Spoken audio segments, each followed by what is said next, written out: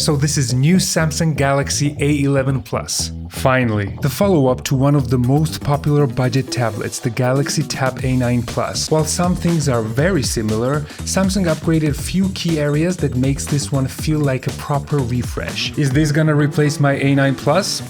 Let's talk about it. In the box we get USB Type-C to Type-C cable, SIM ejector tool,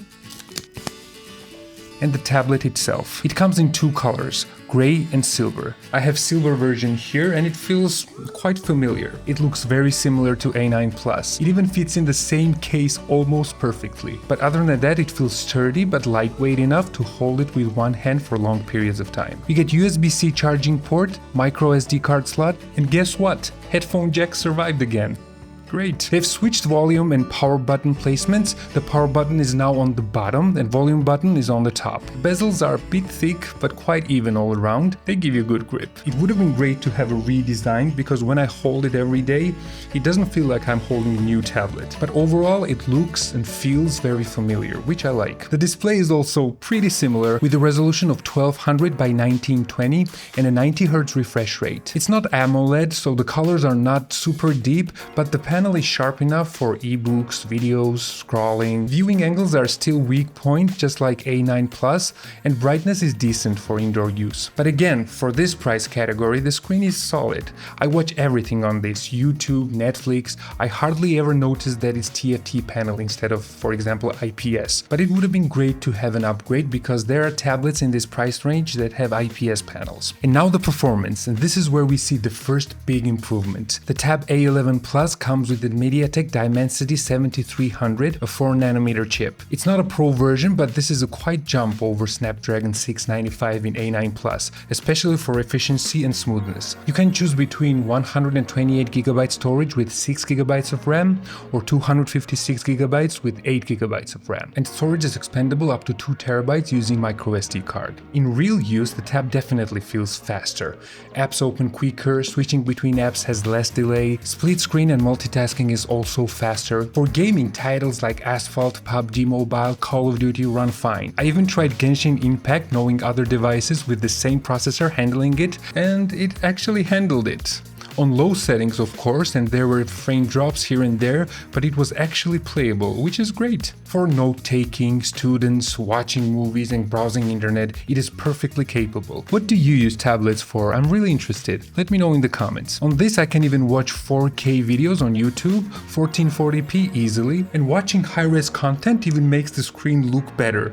I double-checked the screen resolution twice because it felt like higher resolution. The software is the biggest upgrade and honestly my favorite part. The Tab A11 Plus ships with Android 16 and One UI 8, and Samsung promises up to 7 major Android updates. This is a great thing Samsung's doing. It's so good to buy a product and know that for at least 7 years you're covered, and doing it for this budget is insane. It also supports Samsung's DeX, so you get a desktop-like interface, but I really don't quite understand what Samsung's doing with this new version of DeX. The One UI doesn't change much to have the desktop-like look anymore. It basically still looks like a normal One UI. But Samsung did add some new features, like option to have 4 different desktop setups. For example, you can have one desktop for school or work, another one for media and fun stuff, and so on. Good for having things organized. I like Samsung trying new things, but on my A9 Plus I can switch to new DeX or classic version, but here I can't for some reason. Maybe it's a bug and they'll fix it, or we just don't have that choice anymore.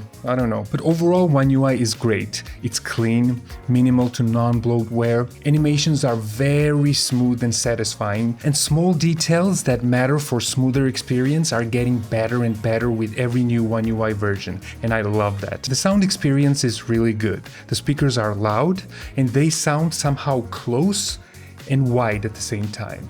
I don't know how else to explain it. Movies and YouTube videos feel immersive. I haven't compared them side by side, but for my ears, A9 Plus sounds a bit louder than A11 Plus, but I think I'll do a separate comparison video, so definitely subscribe for that. Now let's talk software, and this is where Nothing phones always shine. It's running Android 15 with Nothing OS 3.5, and you get 3 years of major Android updates. I've always been looking for a tool to give digital footage that authentic film look, with grain, halation, bloom, and actual film emulation.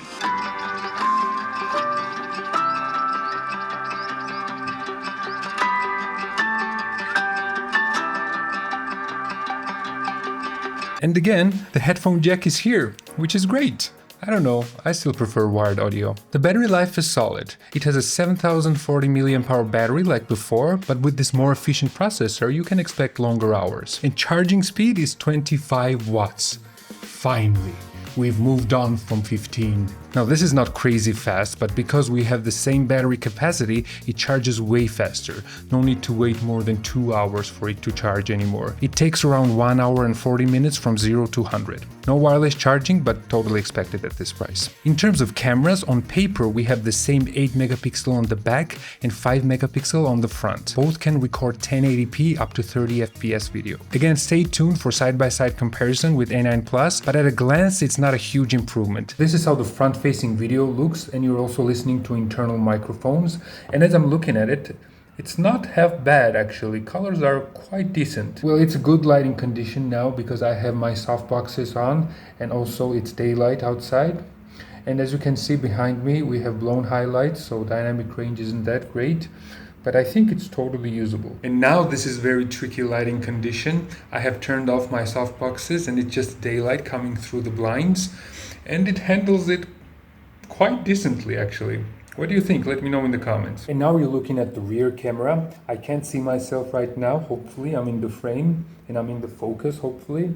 Is it focus hunting? I don't know. And this is supposed to be a bit better camera, 8 megapixels versus 5 megapixels on the front. And is it better? Let me know in the comments. They're good enough for video calls, online classes, documents, or QR code scanning, but nothing more than that. So for pros, we have better chip and overall performance, 7 major Android updates, fast charging, and great speakers. For cons, we have no S Pen support, not the brightest screen, the viewing angles are average, the same design, and cameras of course are basic. Using this tablet for the last few days has been very enjoyable.